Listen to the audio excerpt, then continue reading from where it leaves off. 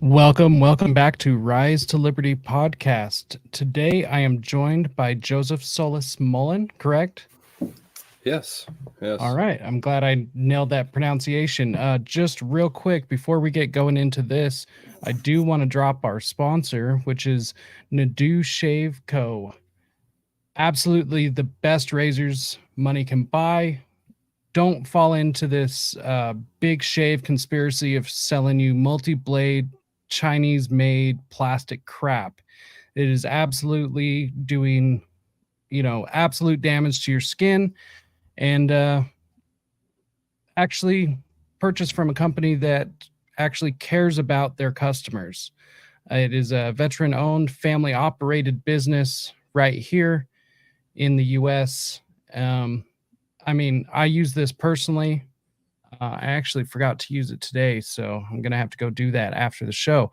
But they have the balls to sponsor this show, so they must be good. So go to nadeaushaveco.com, nadeaushave.com. Use promo code RISE15 at checkout for 15% off your order.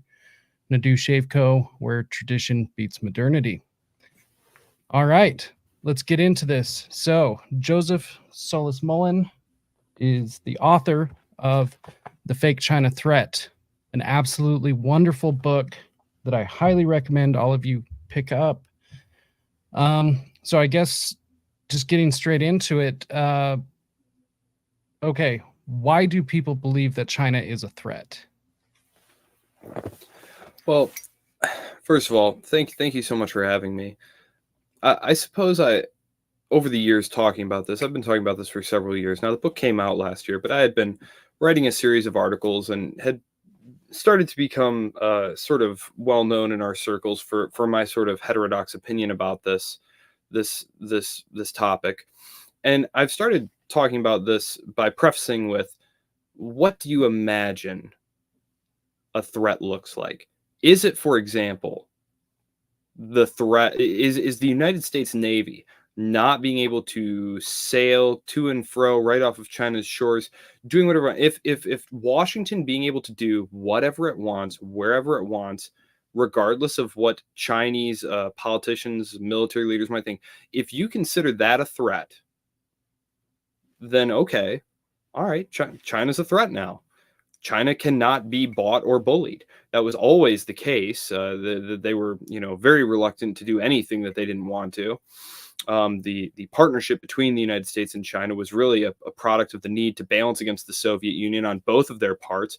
And even then, thorny issues like Taiwan just had to kind of be hedged around, worked around. If you read the language of the three communiques, it was very, very difficult. And this was when China was at a position of tremendous relative weakness compared to the United States. If you look at China today, world's second largest economy, they've invested a lot of money in their military. They have a tremendous standoff capability, meaning that they have invested not in the capability of full spectrum domination. That's why we have $1 trillion military budget here in the United States. Is Washington wants the ability to project power all over the globe at the drop of a hat. That is not the capability that China and its leaders have invested in. Instead, they have developed a doctrine of area denial. They have lots of missile batteries, anti-ship capabilities right off their shores. And the goal here is to be able to keep the United States Navy away from them in the event of a conflict, which, if you were Chinese, would seem a very sensible thing to do. And so I always start with that position of, look, what is a threat? What is China going to invade the United States? No, not a chance. Do they want to invade the United States? No, not a chance. Would they like to see the United States start respecting their prerogatives right in their own backyard? In, for example, the South China Sea? Probably. And so as as this conversation develops, I'm talking about the national discussion surrounding China. I think we first need to clarify, what does it mean for China to be a threat? It's just taken for granted that, yes, China's a threat. What do we mean? What do we mean by this? So that's where I would start with that. It seems, China's big. It's scary. There's that sort of Cold War hangover there. The regime is often referred to as just the communists, right? The Communist Party of China. So I think it just plays naturally to a certain demographic. Certainly my dad gets triggered. Just my dad is 75 years old Vietnam guy. You know, I come from a family of pure neocons. I mean, they hear communist and they go crazy. So for a certain segment of the population, a very powerful donor base and voting population, that gray vote really gets out there. It's automatic for them. They grew up on this stuff. Yeah. So it's not hard to sell them that those evil communists are out to do it again. You saw the bridge, the terrible thing with the bridge that happened, right? Yeah. I kid you not. The first thing that occurred to me was like, I'll bet there's people that are going to start blaming China. And of course, that was the first thing that happened. It was the Chinese did it. Somehow the Chinese remote controlled the boat into the bridge to do it to us. And I, went over to see my dad afterwards, and he goes, "Yeah, did you hear that the Chinese did it?" I said, "Dad, come on, don't you demand any amount of evidence? Like after everything we've been through, don't you want to see the evidence?" It's like TikTok. I don't know. I know that they have shown us no evidence that the Chinese government is behind this, that the Chinese government is doing this, that it's some sort of, top-down directed psyop. It could be, but they've shown no evidence. And yet they want to pass broad-reaching national security, state-expanding, Constitution, Bill of Rights destroying bills on the basis of supposition. Yeah. Innuendo. Hints. I'd like to see evidence, frankly. Yeah. So it does kind of just seem like it's more of a hysteria tactic that's left over from the Cold War that was once used from the Russians, which I guess the left is still trying to milk that cow. But then now the right has their own Russia, which is China. And it does, at this point, definitely seems like hysteria, at least to me, and I assume others, especially if you're watching this stream. But so is that what you would say? Is there no threat from China? Would that be a would that be a statement that would be comfortable for you to agree with? Is that there's no threat? Again, I mean, it depends on what you mean. Like if you mean that China is going to try and, all the things that China is blamed for are not China's fault. The opioid epidemic, that wasn't China that created an opioid epidemic. It's not quote unquote China that's selling all of these precursor chemicals, right? This is a response to the failed policy of the war on drugs. This is just what happens. Tons of these precursor chemicals are coming. The majority of them are actually coming from India, but you'll never ever hear that reported. Why? Because what Washington and what the corporate media would like is they would like India to help them contain China. And so the narrative can't be that it's India that's doing these things because they've spent years telling you that it's the Chinese doing it and it's so malicious. Well, wait a minute. The Indians are doing it. These chemicals are coming in through Canada, right? But again, we want to keep the Canadians on side so we don't make it about the Canadians. If the United States were to try to help encourage an official declaration of independence from Taiwan or something like that, which there are people on the Hill who would love to do that. We've seen very aggressive moves. I mean, there are literally U.S. soldiers now stationed on these little spits of rock within sight of mainland China now. What interest of the average American does that serve? And it serves none. It serves zero interest. What it is, and this is where I think having a comprehensive way of thinking about foreign policy helps. It's who do these policies serve? Why? It's not a strategic. There's no strategic reason for having these guys here. In the event of a conflict, these Billy badasses, the baddest ass guys that the U.S. has to offer, special forces guys, they'd be killed immediately. They're completely exposed within throwing distance of the Chinese shore. They'd be killed immediately. That's not why they're there. They're there to serve as a meat shield, a tripwire, a provocation, some other reason than to keep us here safe, because they're not here keeping us safe, which is ostensibly the reason the U.S. military exists, right? Right. So we have to ask, why are these policies? Well, I can tell you this. For the Taiwanese to actually be able to defend themselves from a possible mainland Chinese invasion, it's not possible. They couldn't spend enough money. They don't have the resources. But by spending $25 million a year on lobbying in Washington, they can get us to carry the water for them. It's just that simple. It's the same reason the Israelis do it. They take a little bit of that $5 billion that they get given every year, and they just funnel it back in the form of lobbying. And it's perfectly legal as long as you fill out the paperwork. We would call it bribery, obviously, but Yeah. as long as you fill out the proper paperwork, it's just called lobbying. And every once in a while, there will be a little scandal because someone forgot to renew their form or something like that to register as a foreign agent. But these are Americans. You see them on the nightly news, and there's no report of a conflict of interest where they're getting their money from. It's really incredible. And you see a lot of governments doing it. A lot of governments have realized, foreign governments have realized that the easiest way to get what they want from Washington is to pour some money, a couple $1,000,000, which to us, $1 million. To the Saudis, that's nothing. That's not even an accounting error. That's not even a rounding error. It's nothing, but it can get them a lot for that money. And so we are basically being had. I mean, there's no other way around saying it. And for a long time, these policies have had a very low cost. Because they've been used to facilitate the bombing of defenseless brown people in the Middle East. Trying to do those sorts of things had no real immediate danger. Like, yes, there was blowback terrorism and stuff, but there's nothing like what could happen that's now being talked about regularly in the corporate press.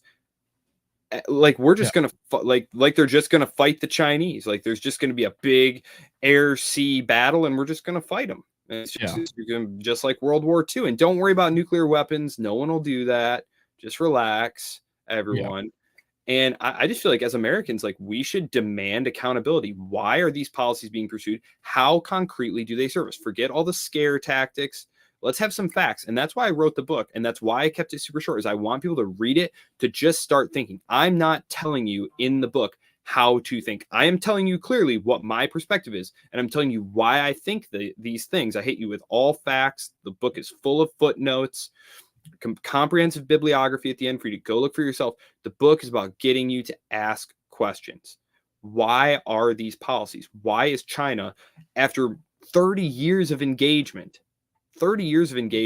being framed as this tremendous existential threat to America, Americans, and our way of life? That everything bad that happens, somehow there's a perfidious Chinese influence behind it. Yeah, it seems like not that long ago, it was quite an amazing feat to open up trade with China. Just not that long ago. Well, maybe that long ago to some of us, but in the grand scheme of things, it doesn't seem that long ago on the big scale of the timeline. So, and it seems as though, at least from my memory, and you're a little bit older than I am, but it just seems like China has been made, at least the enemy that it's portrayed as today, within the last 10, 15 years. Does that sound about right? Very accurate. Very accurate.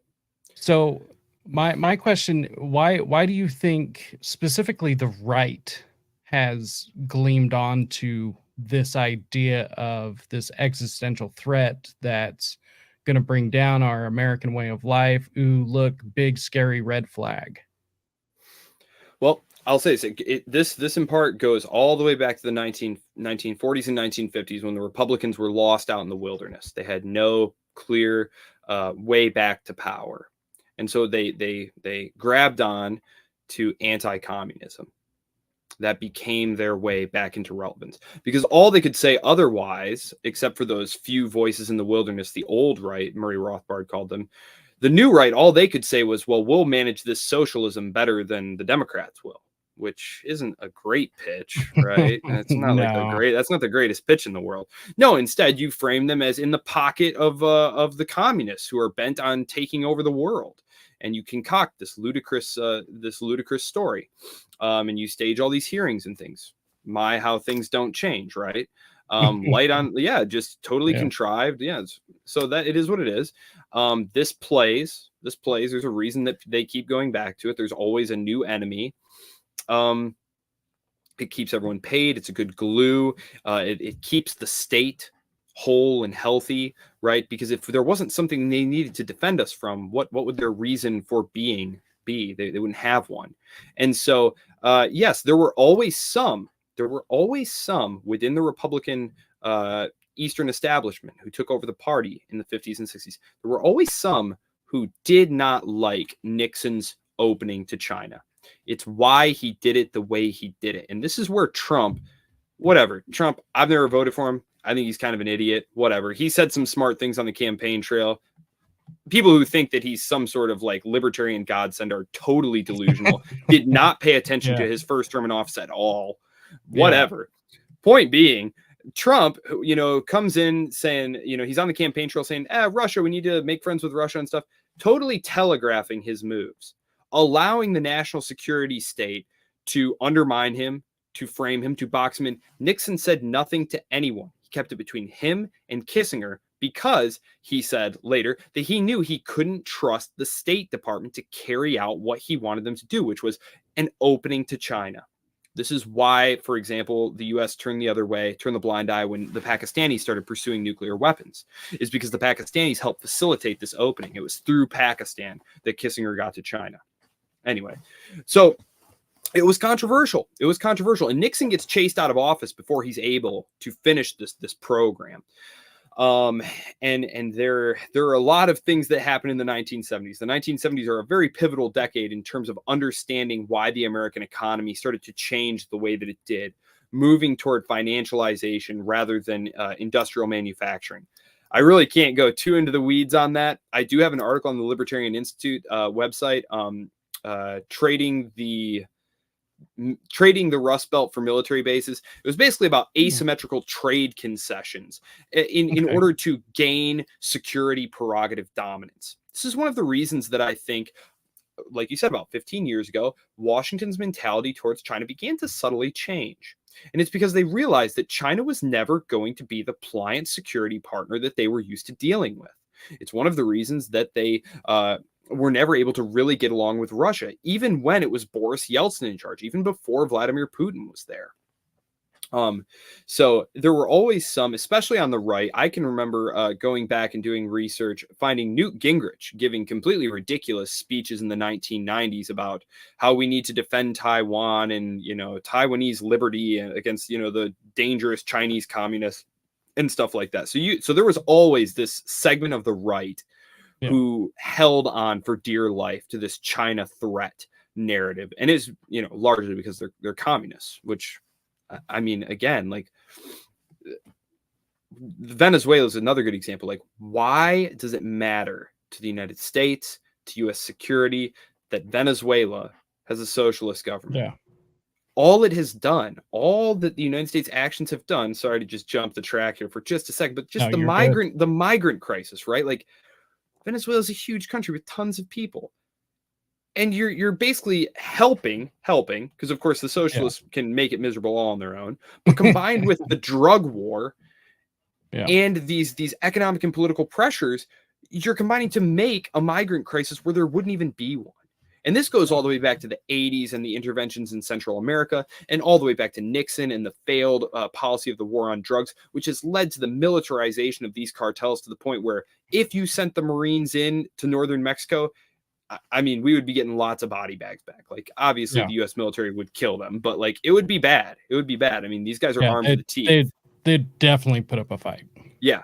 I mean, they're rolling around in like military level stuff, armored vehicles, etc. So, I mean, this is what these interventionist policies do. But the fact that they don't work is irrelevant, because that's not why they exist. They exist to keep existing interests entrenched, right? Yeah. No one at the DEA is saying, gosh, you guys, this war on drugs, there's still the same amount of people on drugs and using drugs that there were 40, 50 years ago. And we're gobbling up all this money. Maybe it would be better for the American people if we changed tact, cut all our jobs and stuff. No one thinks like that. No one talks like that. And it's unrealistic as Americans to think that some bureaucrat somewhere is thinking that way. Right? It's a republic if you can keep it. It is the job of the citizenry to evaluate, to ask these critical questions, not to take the government's word for it. I mean, I sometimes wonder, if I brought back Thomas Jefferson or something, like what would he say about like what's going on? And apart from lamenting that Canada was like a thing and not part of the United States, I feel like the thing that would really blow his mind is that people just like look at like say, well, the government said didn't you hear what they said? Yeah. Didn't you hear what the spokesman for the government said? It's Yeah. wild. It's totally wild. Well, I don't know. And the left has totally thrown in the towel. The left, give us back the good George W. Bush days where they said, "Oh, this war is stupid and obviously that's for oil crazy for to me. Israel." Now they're like, "Aren't you going to listen to the government while we bomb these people?" Like, Yeah. such a joke. Such a joke. It's interesting to me because this is a narrative that typically comes from the right. I've heard a few one-off lefties kind of bring up China, but the right, who at least right now, kind of is like priding themselves on being the free thinking people, the people that are wise to a lot of the propaganda and things like this, but they're still falling for this, like hook, line, and sinker. Like I think I've sent you a couple of screenshots or a couple of posts that have come across my timeline of just that very thing of some of these free thinking Republicans or I'm not even sure what to call them, just the right, that, like I said, just pride themselves on being so wise to the propaganda, yet they're falling for the propaganda that's still being pushed by Fox News. And it's amazing to me. So, well, and part of that is just lack of information. Scott, says, if you know nothing, you'll fall for anything. And that is part of what we have going on here. I mean, half the people telling you we should fight for Taiwan will point to Hainan Island when you ask them to point to Taiwan on a map. Like they don't know. They don't understand. They don't know anything about China's economy, how it works. They don't really know anything about the history of Sino-American relations. History started a few weeks ago or this morning. Yeah. And whatever the TV just said or whatever I read on social media, and I'm sure we'll talk about TikTok at some point, but American social media companies, like there is a reason that TikTok is being targeted and not them. Right? Like there is a filtration process. It is not total suppression. I mean, sometimes there is flat out like they'll take content down, but it's more about massaging and managing what people are seeing and how they're thinking about it. Yeah. One book that I always recommend to my students, my incoming students in the political science department, is The Manufacture of Consent. They should really make like an update. Should really make an updated version of it because I find myself having to explain, because a lot of the examples come from like the 1980s and the Reagan and early Bush administration, but it's the same. It is the same. They need to massage and manage the narrative, and these social media companies, these American social media companies, play ball with the U.S. government. I mean, they have whole compliance departments. It's literally someone's full-time job is giving the government whatever they ask for. Now, they can, in theory, tell the government no, but that's a big pain, and you don't even know that it's going on anyway. It's all secret. So it's not like you're going to object. You don't even know what's going on. And it's just easier for them to just do what the government asks so that the government doesn't, pursue them with fines or regulatory action or things of that nature. It's a very it's a very nice, tight relationship there. There's a nice revolving door, too, between the tech industry and high government and these universities out west. Like Stanford University has just become a cesspool. It was always bad, but now it's just horrible. I think there might be something in the water. I don't know. But it's really bad. And, of course, TikTok doesn't play that way. TikTok is a Singaporean company. They don't share data with the United States government. They don't massage the narrative so that people don't have to see tons of pro-Palestinian content, right? This is why Fox News is telling people that TikTok is turning people against Israel. It's because Yeah. TikTok isn't the algorithm isn't manipulatively suppressing that kind of content. Like the overwhelming majority of the world, just look at the world, look at internet traffic, Yeah. and look at where people's countries are voting on these resolutions. Like it's pretty much the United States and Israel against everyone else. Yeah. So like it's not it's the other companies that are manipulating what you're seeing. Again, it's not that you can't find it. It's just what's going to come up naturally, or quote unquote naturally. So that's one of the reasons TikTok has to go. So in my state, the state government here made news not too long ago as being one of the first states to sue TikTok, for the safety of the children. The Maud Flanders, won't somebody please think of the children, And while this is going on, Utah has a NSA facility collecting all of our data. And it's proudly state sponsored. The county government there sells water for the water cooled computers, like 10 cents on the gallon, where even the local farmers have to pay $1.50 a gallon. And there are people over here just calling for all of this growth of state under the guise of protecting the children. Let's ban TikTok. Let's put on ID verification on the internet.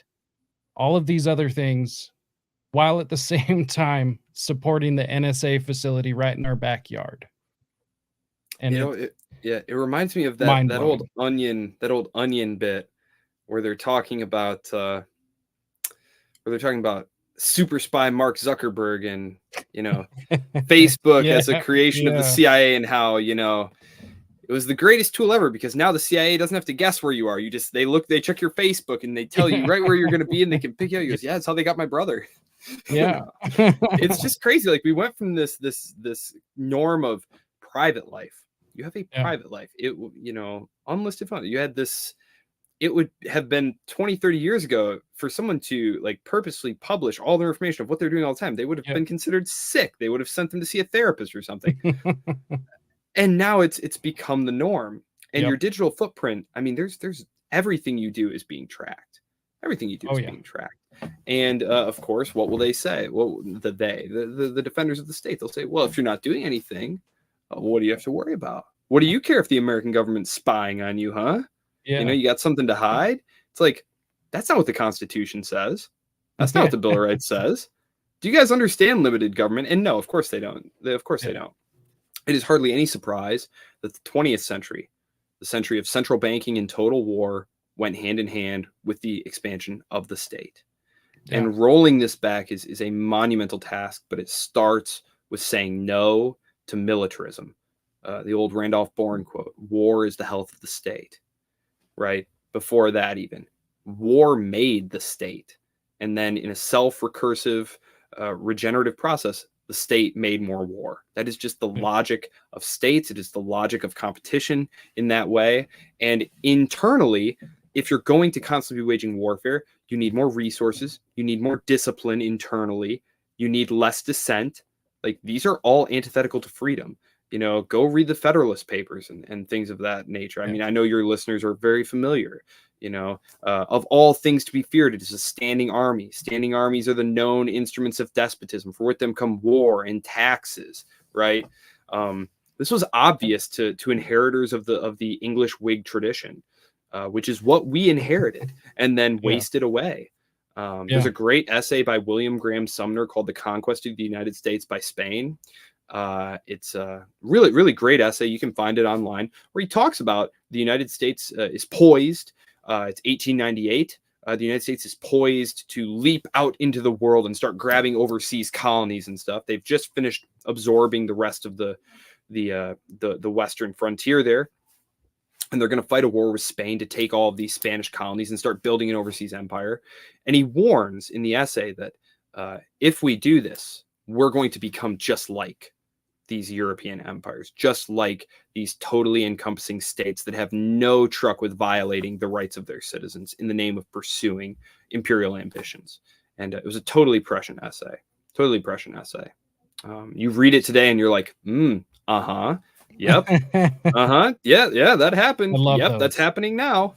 I love those. Very timeless and timely for that reason. So one question I'm sure I'll get after this. If I don't ask this question, I'm sure I'll get, like, why didn't you?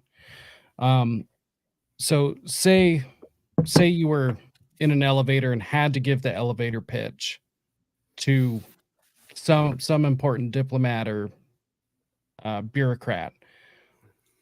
What are the reasons that it is ridiculous to look at China as a threat? Like, what are the reasons that you could point to, whether it be economical or militarily? What are the reasons China's not a threat? I would say demographically, they're the fastest growing population on Earth. In 20 years, they're going to look like Japan. Number two, they're completely encircled by powers who do not want necessarily to have a problem with China, but they have no interest in being swallowed up into a Chinese sphere of influence. I'm talking about India, the Philippines, Japan, Indonesia. And these countries, especially the Philippines and Indonesia, these are some of the fastest growing populations on Earth. They have hundreds of millions of people here. India is already more populous than China. These countries can handle any kind of potential Chinese expansionism on their own, which is not what the Chinese government is looking to do anyway. Everything that we see from them is concerned with protecting what's theirs, protecting their core national interest. The Chinese Communist Party understands that war is a hazardous venture. They haven't fought a war since 1979. They are not raging militarist expansionists. They haven't started any wars since 1979. They understand it can be very destabilizing. Their country is going through a very, very difficult transition period right now. It's still got a lot of growing to do. The country is still very poor in many respects, and there's a very high youth employment rate right now. And they do not want to risk any kind of destabilization of the situation there. The Chinese want nothing more than for the status quo to stay in place, and that is exactly what we should be seeking too. It has worked just fine for 50 years. There's no reason to mess with it. Absolutely perfect. Now, one thing I do want to touch on, admittedly, I don't know as much about this as I should. I've definitely just blown it off, which is not as, not probably the smartest thing, which is also why I don't talk a whole lot about it. But what is the deal with the fear over the Chinese purchasing land here in the States? Is this happening? Is this actually something that should be a concern? What is the big deal with the Chinese purchasing land? And again, I always like to, because I get this question a lot because it's in the news, right? It's not China purchasing land. It's individuals in China and corporations in China purchasing land. They own less than 1% of U.S. farmland. So number one, they own less than 1%. So that personally doesn't seem very scary to me. There are lots of other countries that lack lots of good arable land, like Saudi Arabia, for example, who also own farmland and farm, for example, alfalfa over here. It's actually something out west, out in Arizona, very unpopular actually, because it uses a lot of water. Yeah. Now that's another question though. Is land freely alienable, right? Is that your private property? Can you sell it to whoever you want? Where in the Constitution does it say that the government has the right to look at all your purchases and all your sales and say yes, no, right? That to me is very highly suspect. It's true. But I think it's also important to look at China's situation. Number one, these Chinese corporations who are buying land, China's own land situation is a little rough. China's internal geography is a little sketchy. There's a lot of desert, there's a lot of mountain, there's a lot of jungle. They still have 1 billion people, and in terms of arable land per capita, they're not actually very strong. Like, they do have a couple of good breadbasket areas, but it also requires a lot of application of petrochemicals. There's also a lot of environmental degradation that's happened. So in one sense, having alternative sources of land is smart for these corporations.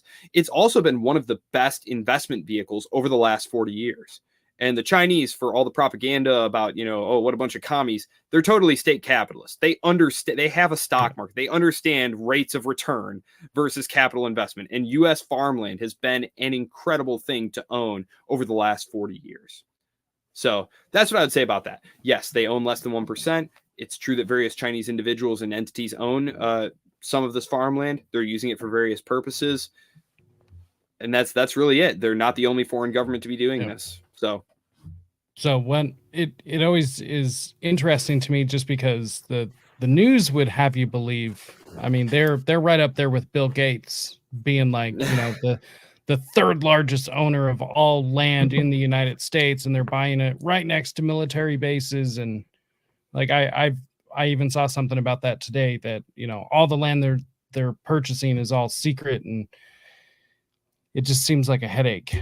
But I think this kind of lends to an issue that isn't talked about, although you did mention it in your book, is that they simply don't have the food to be able to wage a war. Oh, the Chinese are very globalization dependent. Yes, that's I don't remember which chapter that's in, but yes, well, the book is short, so anyone looking to read the book, it's like 80-90 pages. I kept this very tight, very short. I really want you to read it, and I know that long form reading is dying out. If you hand someone a few hundred-page book, they're not going to read it. They're just not. There's so many competing demands on their time. There are so many different media for them to consume. I'm working on a couple of other books now, and the biggest problem that I have is cutting. This original book was close to 200 pages, and it was cutting. So sorry, I lost my train of thought here. It's late here. Sorry, it's almost 9 o'clock. Food. Oh, yes, globalization dependency. Yes, China does not have the kinds of oil and natural gas capacity right now, or the food capacity. Like, it is highly globalization dependent right now. The last thing that, and it's totally export dependent too. Like, if its exports stop, its economy collapses. If the imports stop coming, the economy collapses. The United States is in this very incredible position where we don't really think about this very much. We kind of take it for granted that we can feed ourselves, we can satisfy our own energy needs, and that's all true. That's all true. That is not true of China. China has been the biggest winner, relatively speaking. We've all been winners. We've all, in aggregate, been winners from globalization. Obviously, some communities, individual communities and individuals have suffered. For example, in the Rust Belt, like, I live in Michigan, so I am aware of like, driving through that area there, like Youngstown, Ohio, and things of that nature.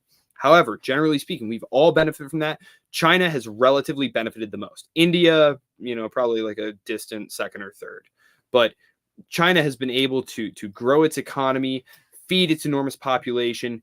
It still has a long way to go, though. That's what I point out to people. Like, just look at their per capita meat consumption and electricity usage, and even things like their GDP per capita. I mean, they're still just very, very poor compared to us. Like, the interior of China is still, Tennessee Valley Authority level poor, right? So there's a lot of work to do there, and the Chinese would like to keep globalization in place. And I guess maybe this would be a good place to jump back to 10-15 years ago, like you talked about, where the narrative started to change. Now, I will point out that Donald Trump, the worst thing he ever did was make the narrative about China. Like Tucker Carlson, who now people say, oh, Tucker's so great and stuff. Tucker was horrible on China, and he still is pretty bad. But he was one of the first people to be horrible about China, and Trump was the same way. They mainstreamed being bad about China. Used to just be kind of a fringe thing. Now it's very mainstream, and it's because of them. But just going back, 2010, 2011, 2012, when the crisis hit, the global financial crisis, which I super don't have time to go into all that stuff, but the global financial crisis hits, China is holding tons of U.S. debt, right? The Russians, and this comes from, what's his name? I want to say Gensler, but it's not Gensler. Geithner. Geithner puts this out in his book. He says, look, the Russians actually went to the Chinese and were like, hey, we should dump. You should dump your treasury holdings right now and really stick it to the Americans and see if we can break the dollar system. And the Chinese were like, nah, we're good. We're good. So it's clear the Chinese at that point were not looking to jump on us, right? They understood that, who's feeding who here is a mutually beneficial arrangement. There started to be clashes, though, in the South China Sea. And this is in the news today. It's still a thing in the news today. There are these tiny little spits of sand. shoals, right? Second Thomas Shoal, the Scarborough Shoal. The Philippines claims these little specks of sand, right? The Spratlys, these are another one. Okay. These are only a few hundred miles from China, right? They're thousands of miles away from us, have nothing to do with our security at all. The Chinese started to build these up to put, for example, like try and put a runway in on one of them, right? Similar to what we did on Guam way back, 50, 60 years ago. This, however, set off a firestorm in Washington because the Philippines objected. The Philippines had beached a boat. It's called the Sierra Madre. You can look at pictures of it online. I actually wrote an article. If you type in Joseph Solis-Mullen Libertarian Institute, you can find all my articles. Just scroll back a couple pages and you'll find several articles where I go into the whole dispute over these shoals, because this was really the crux of the matter, because this was when Washington's thinking really changed. It was understood that we have this mutually beneficial thing going on economically, but security prerogative wise, Obama, the U.S. president, the king of the world, came over and said, all right, everybody, we're both going to back off. Okay. And we're going to talk about this. And the Philippines did, and the Chinese didn't. And this ruffled everyone in Washington the wrong way. And this was the beginning of it. This is when you start seeing speeches. This is when you start seeing it show up in national security planning documents. Again, there had been only hints of it. There had just been little sprinklings of it. Very early George W. Bush years concerns prior to getting distracted by the war on terror, which was a huge failure and debacle. And you had, what was his name? He was a Clinton guy. Of course, he was a Clinton guy. The Obama team is full of Clinton guys, and the Biden team is the Obama team. Yeah. So it all just makes sense. It's all Clinton guys. It's why the policies never change. It's all the same people, all the way from George H.W. Bush, from Clinton, all the way through. That's why the policies don't change. It's really fantastic. It's really crazy to look at. Sorry, just as an aside, like it's totally crazy. And if anyone is wondering, like, what about government? Like, why are you a libertarian?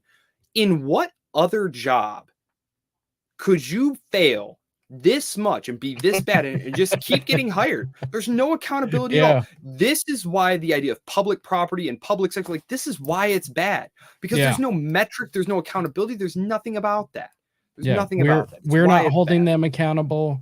They're not holding themselves accountable, and they just get to keep failing over and diffuse costs, concentrated benefits, but these diffuse costs add up and up and up and up and up until we're looking at $2 trillion deficits annually. I couldn't believe it when the Congressional Budget Office released that. I couldn't even believe it, and it was like, wow, $2 trillion every year for the next 10 years, like without question. If nothing changes at all, that's what it'll be. It could get worse.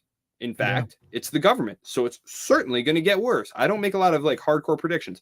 It'll be worse. We will hit that $50 trillion mark 2030, no problem. 2032, no problem. Used to be we didn't have to worry about that till the 2050s or something like that, but we're getting there. We're going to get there in record time. Quickly.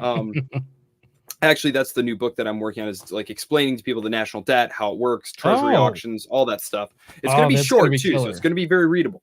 But getting back to China, I can't remember the guy's name. Anyway, he had given this speech. You can find it, where he talks about China being a free rider, that China needs to embrace its role in upholding the rules-based international order. And are they going to do that or not? And of course, what is the rules-based order? Right. And what is the rules-based order? It's you play by America's rules. Who are the bad guys? The people who don't do whatever the United States wants when it comes to security prerogatives. We can have economic disagreements all day long. We can go to the WTO. We can have all these talking shops. Washington will sell out its working class if you'll eventually give in, right? It's why all these asymmetrical trade concessions happened in the first place. It was never free trade. It was asymmetrical trade concessions in exchange for military bases, right? That's what it was. And Washington has always had that deal on the table. And they thought that's the deal that they were cultivating with the Chinese. And that's why the whole dispute in the South China Sea there. And of course, there's a lot of natural resource wealth there, right? And whose companies are going to get in there and get a little taste of that? Is it going to be Chinese companies, or is it going to be American companies partnering with their domestic Philippine partners and things of that nature, right? This is the stuff that's being fought over here. This is why it's happening. Not to help us. Not to help us. We got plenty of oil, natural gas, food, you name it. We might want to buy some rare earths materials from China, but we could always buy them somewhere else. But China would love to buy them from us. This is the other thing about, what if China controlled Taiwan? What are they going to do with all these microchips? Eat them? Throw them away? They need to sell them, you idiots. Yeah. What do you think? But of course, that's one thing I wanted to ask about as well, is we seem to be the largest importer, correct? I mean, at least one of them. I mean, that might fluctuate from year to year, but who's going to purchase all of their Chinese-made goods? Us. When you look at this is one of the reasons that I think the whole conflict with Russia needed to be escalated the way it was to make a demonstration to the Chinese. I don't think that Washington thought that it was going to go this way at all, but of course, isn't that what you could say about all of Washington's plans? Yeah. But I think it was to make a demonstration to the Chinese, to show them that, look, if you mess around with us, look what we can get all these other countries to do. And people say, oh, well, the global South didn't go along with that. The global South doesn't matter, because all of China's exports that its economy is totally dependent on go to all the countries that agreed to sanction China, or that agreed to sanction Russia. And I think it was one of those flex moves, because before that all happened, what was Antony Blinken and Jake Sullivan running around doing? Making sure that they could get the sanctions package they wanted in place. It wasn't about diffusing the situation. It was making sure that they had stone cold, ironclad agreement that this is what we're doing. And again, I pulled up the map afterward and looked. I mean, this is where China's exports go. They go to Western Europe. They go to North America. They go to Australia. They go to Canada. And these are the countries. And if those got shut down, which of course there's always going to be trade evasion, right? There's always going to be sanctions evasion. You know, I love when the economist starts crying about, you know, exports to Moldova are through the roof from Germany. This is suspicious. It's like, well, duh. Right. Yeah. Of course, this is exactly what you expect to happen. Yeah. So if sanctions don't work, I mean, it's been this slow process of coming to doubt Washington's policies, and it's great for me to see this coming to the mainstream. It's not reflected yet in government policy. There's still just that neocon internationalist, it's a very specific type of internationalist that's militarist, a militarist internationalist, getting together, that horrible center of Democrats and Republicans who just want to do the same thing over and over. On the wings, you can see it starting to get questioned. On the bookshelves, you can see major academics questioning that, like the Georgetown government service school, like 2 of their professors wrote a pretty critical book, and Princeton University Press published it. A staff writer at The Economist, which, like, The Economist is, like, you know, a flagship publication of the UK establishment. Like, one of their staff writers wrote a book called Backfire: How Sanctions Don't Work. So and the population, the voting population, one of the things that Trump said that really resonated with people was this idea that common Americans are getting screwed by all of this overseas adventurism. You know, the corporate press was horrified that him just condemning McCain and Powell. Yeah, people understand. Yeah. So it's frustrating to see how slow it is, but it is happening. It's just a question of whether or not we can move this needle far enough. And the China thing is really tough, because China looks big on the map, and aren't they a bunch of communists? And I heard, opioids, and they stole all the jobs and are buying all the farmland. And it's just this narrative that's constantly beating people over the head. And it's so hard to get those facts through to them, because they've already been primed to believe something completely different. Yeah. And so it's tough. It's tough because this China threat, like, it's not going anywhere. Yeah. China's not going anywhere. The regime is going to have a lot of difficulties, and it's of course it's possible that they could stumble, and this is a very tight window that they're going through here over the next 10 to 15 years. And some of the neocons actually recognize that, and that's why they believe now's the time to push on their throat and see if we can't get them to react now, which is just so stupid. But, so would you feel comfortable saying, because to me, looking at all of this, it really does seem like all propaganda. Because when you look at the reality of China, and I mean, this is something, unfortunately, we don't have time to get into it, at least this time. I would definitely like to have you back. But I mean, China is still recovering from the Great Leap Forward. They never really fully recovered from any of this. And then you've got the results of their one-child policy, which Jay Forte brought up in the comment section. I mean, there's all these things that has put China in a much worse position than people, I think, actually realize, especially over here, because we're just pumped full of CNN, Fox News, MSNBC, CBS, ABC, you name it. You name the propaganda, and we're pumped full of it. So it does seem as though all of this is just propaganda. Well, one thing that definitely stands out to me with you saying that is bringing up, the Great Leap Forward and things of that nature. Like, our government has at various times made deals to live with Mao, with Stalin. You're telling me that we can't come to an understanding with Xi Jinping, who's basically just a Yeah. state capitalist, with Vladimir Putin, who is basically indistinguishable from like a, conservative Christian Republican here in the United States? Like, are you kidding me? This is who we can't get along with? That's an indictment of our leadership. Yeah. That's an indictment of our leadership, plain and simple. And the problem really is that there's so many interests that are being fed by, I mean, think about it. Like, our military budget is $1 trillion a year now. $1 trillion. That's a lot of money. $1 trillion is a lot of money. And that's not even calculating in all the additional costs and the other people getting paid as a result of these policies. Like, it's a big jobs program, and everyone's getting a cut. And so the idea of China, there needs to be a reason. There has to be a reason to keep these things going. I mean, I don't actually think there needs to be a reason to keep these things going.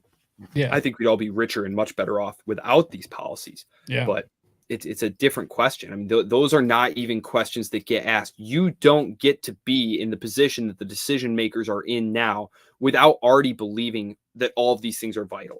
Like, there may be one or two of them who are just very straight up cynically Douglas Feith style evil master manipulator types, Dick Cheney's of the world. But no, if you look at someone like Mike McFaul, who is the ambassador to Russia, and he's at Stanford now, and he does all sorts of terrible stuff, that guy's a true freaking believer. That guy 100% believes the things he says. And that's terrifying because they're so wrong. They're so wrong. But he 100% believes them and would be willing to, I don't know, maybe see you taken off the internet, locked up, if it really came down to it. I mean, he believes his stuff that passionately, and there's no one more dangerous than someone who absolutely believes that they're right and that the collective good is at stake if they don't do A, B, C, D, X, Y, Z. That's how you get a bunch of Japanese locked up in internment camps. It's how you get peace activists thrown in prison for 20 years. I mean, we've lived through this stuff, and we can live through it again. There is no, there's nothing magical protecting us. The Constitution is as effective as we are willing to make it. And that's pretty scary. Especially these days. I don't have a lot of faith in my fellow Americans in that respect. They just don't seem to realize that if emergency creates a state of exception that suspends the constitutional order, the state will always seek emergencies in order to exercise exceptional authority. Like, there can't be an exception. It's just the rules. You can't suspend the Constitution in the name of emergency, or there will always be another emergency. And it's just that simple. It seems like we've been in a constant state of emergency since 9/11. So yeah. So absolutely. Well, on that, I'll get you out of here. I know you had a hard time out, and I know you still got a long night ahead of you. So let's go ahead and let everyone know where they can find you. Well, I'm a political scientist and economist at the Libertarian Institute. I'm also a history professor. I post the lectures. I made a YouTube channel so that students could have lecture access if they were away that day. I'm on Twitter. that was my name, at Solis_Mullen. Is my Twitter handle. I'm sorry, I just got social media. We were talking at the start of this. I do not love social media. I started one when I started at the Institute. It's my first one. Yeah. I started an Instagram. I'm not even sure what my name is on Instagram, but I do put content on there. I do put content on there for people. The book is The Fake China Threat, and it's Very Real Danger, available at the Libertarian Institute. Keep a lookout for future projects. Like I said, have one on the national debt and you. What is it? How does it work? What are the consequences and possible futures? And that's it. Hey, I'll make sure all of that is in the episode description after the episode. I'll make sure and gather all that up so people can easily find you. And other than that, I would like to thank everyone for tuning in to another episode of Rise to Liberty. I would really like to extend a thank you for showing up and discussing what I view as a really important topic, especially these days. Any topic that is usually used to sell war, I view as incredibly important, especially in this day where it seems like so many people are so bloodthirsty and unforgiving for so many things. So I definitely appreciate you coming on. I'd definitely like to get you back, and if you hang out for just a sec, we'll get the stream wrapped up. And for everyone else, make sure to go to risetoliberty.com/links, which is where you can find everything. Or switch over here real quick, you can just go ahead and scan that little QR code right there, and that will pull everything up. It will find every platform. We've got some awesome stuff coming up. Actually, I'll just leave that up for a sec. We've got some awesome stuff coming up. We've got some deep dives into MK Ultra coming. My personal opinion, MK Ultra never ended. Things just got subcontracted and moved around, renamed, and there's plenty of other people that were directly affected by it that believe the same thing. So keep an eye out for that. We'll be going into that, and otherwise, until next time, stay free, my friends.